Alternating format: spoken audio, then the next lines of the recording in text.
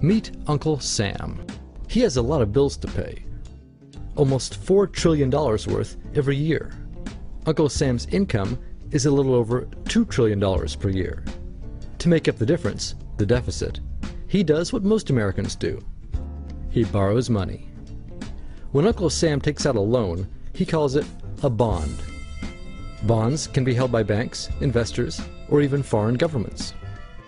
Uncle Sam has to promise to pay interest on these bonds, just as you do on any loan you take out.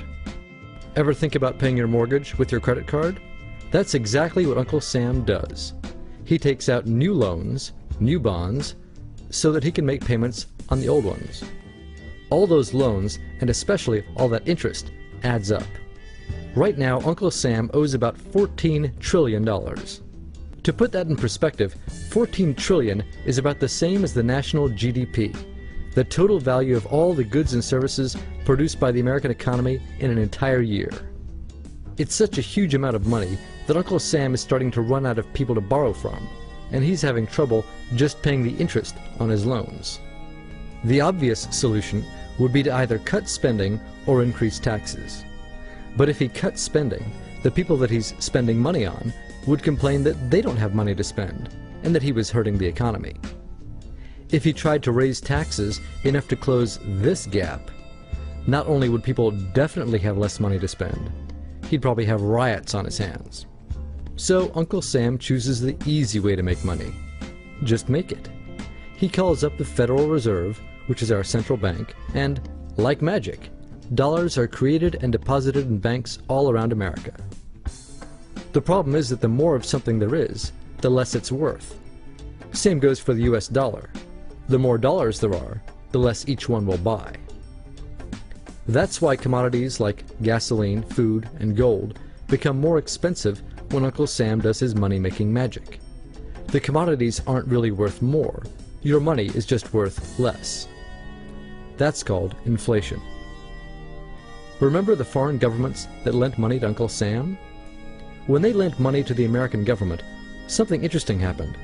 It made the US look richer, and their countries look poorer. When a country looks poor compared to America, $1 of our money buys a lot of their money.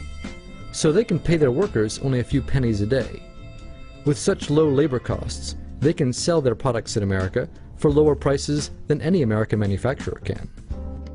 The easiest way for American companies to compete is to move their factories overseas and pay their workers a few pennies a day too. This contributes to a recession. Americans lose their jobs, stop paying taxes, and start collecting government benefits like Medicaid and unemployment. This means that Uncle Sam has even less income and even more expenses. At the same time, the people who still have jobs are desperate to keep them, so they tend to do more work but not to get paid anymore. When your dollars are worth less and you're not earning more of them, that's called stagflation. And this is why Uncle Sam is in a catch-22. He can't raise taxes or cut spending without making the recession worse. And he can't have the Federal Reserve create more money without making inflation worse. For now, he can keep borrowing money, but since he can't even pay the interest on the loans he already has, it just makes his inevitable bankruptcy even worse.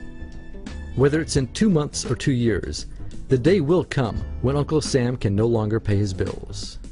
When that happens, the banks, investors, and foreign governments who are counting on that money won't be able to pay their bills. You see, just like Uncle Sam, governments, banks, and corporations don't actually have much money. Mostly, all they have is debt to each other. If one link in the debt chain stops paying, defaults, the whole thing falls apart. If investors can't pay their bills, corporations won't be able to pay their employees. If banks can't pay their bills, you won't be able to take out a loan, use a credit card, or even withdraw your savings. If foreign governments can't pay their bills, their own banks and corporations will have the same problems. That's called a global economic collapse. It's never happened before, so nobody really knows how bad it will be, how long it will last, or even how we'll eventually get out of it. The house of cards has already been built. There's no painless way to dismantle it now. All we can do is to educate each other about what's actually going on, and to prepare for what may be very extraordinary circumstances.